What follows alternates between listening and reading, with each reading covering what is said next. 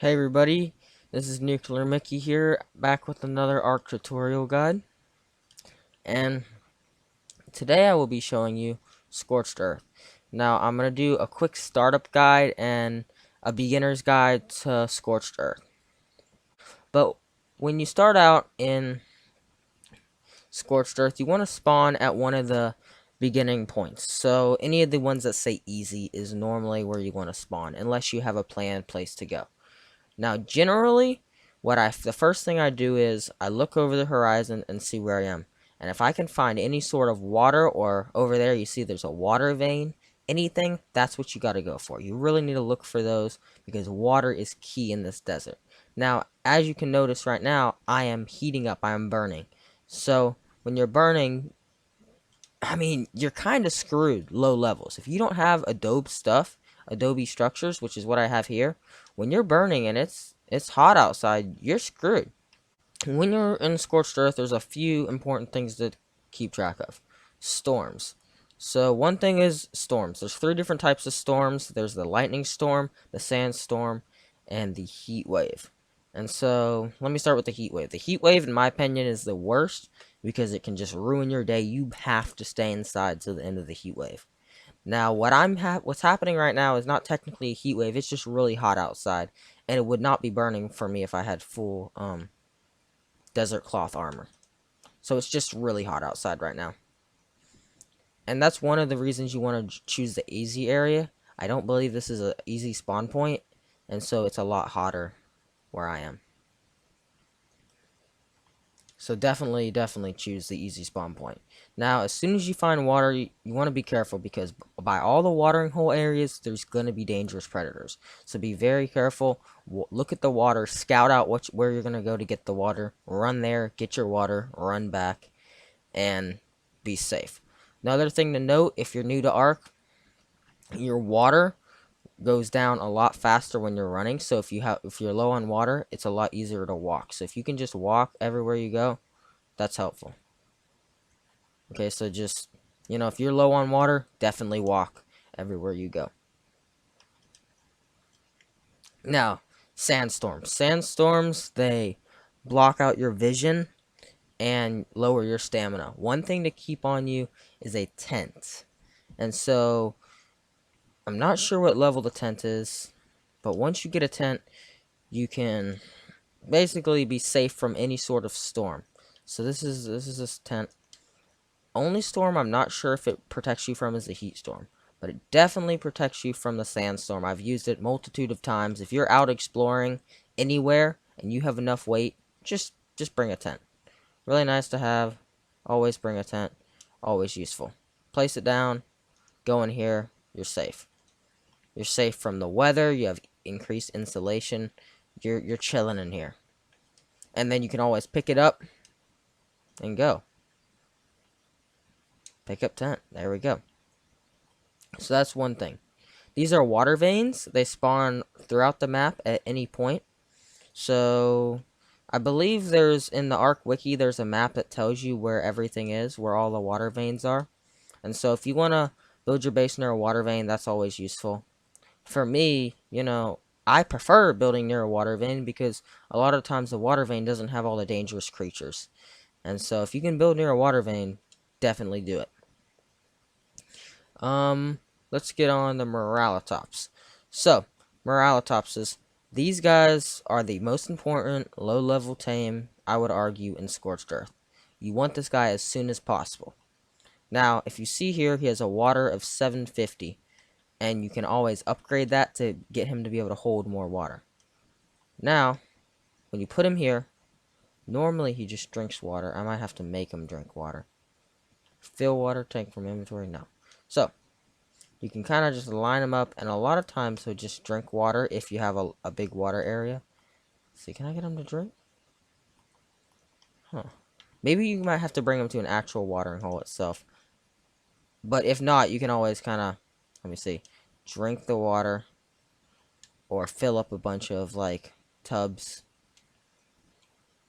canteens, and it'll fill water tank from inventory. So any canteens you have in your inventory will fill up this guy's inventory. Anyway, once you fill him up with water, as you can see, it's not working here with the water vein, so keep that in mind. He will hold a lot of water, and that will fill you up a bunch, and that helps you traverse the map. And if you're low level and you don't have a base and you're not exactly sure where you want to build yet, just get one of these guys, fill up on water, and go. They go pretty fast speed. I actually have a tutorial video on how I tamed one of these. It's a really old video, so it's not very good quality, but I'm going to be putting that at the end of the video so you guys can find it. It's how to tame a Moralitops. So, definitely tame Moralitops. Another Scorched Earth only creature is the Lumitria. This guy is not very good. They're only good if you're low level. Basically, it's a low level flyer. And that's the reason I tame these guys. If I'm really in a rush and I'm not able to level up to get a Tyrannon fast enough, I'll get a Lumitria. And so, right now, all I have is a Lumitria. And so, you get a Lumitria, and you can fly. That's the main thing. It helps you travel. They're not fast. They have no super benefits. They don't hold a lot of weight. They do have this attack right here that does a little... It slows down enemies. Kind of stuns them. This is my brother's base. We were playing against each other. Now, he started out with wood, and now he's moving on to adobe. Now, what he did, he put adobe ceilings, and that actually does. If you stand in a certain corner of his base, I think he has an adobe foundation here too. If you're really cheap on supplies, just do adobe ceilings first, and that will help you with the heat. Oh, I can't get in. I forgot. Yeah, I can't get in. But that will help you with the heat. So that's important. Another thing is, in order to build desert cloth armor, which is what I have as the top, desert cloth, this is it. So, desert cloth shirt. Now, that helps you endure the elements of Scorched Earth. And in order to get that, you need silk. So, silk comes in these little bushes, and you want to be careful. And also, if you kill Lumitrias, you can get silk. But the main way is to find these bushes. Now, here you can see I have a ton of them, but they're actually not that common. They are, you know, look, if you look around the map, they're not everywhere. So if you see a patch of these, get a good chunk of them, and you can drop all the berries, but get a good little bit of silk, because that will help you a lot in the future. You'll be like, oh my gosh, I don't have any silk. Where did I find it? Well, there, you got some in your inventory already. So that's normally what I do when I'm starting up on Scorched Earth. And did I talk about the lightning storms? I did not. Lightning storms, they stop your electric. So if you have any electrical things, any generators, any turrets, anything like that, anything connected to a generator, it's powered down. So be aware of that. Let me think. Scorched Earth tips. I mean, that's it. It's a hard map to get used to. Really, the first thing I would do is just level up. If you can just mess around, get levels, as soon as you can get this adobe, the better.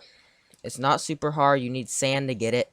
Doedicurus. The Doedicurus is a nice early game tame for these guys. Definitely recommend. I can't recommend this guy enough. He's amazing for everything. The Wyvern Trench spawns 3 different types of Wyvern. The Fire Wyvern, the Lightning Wyvern, and the Poison Wyvern.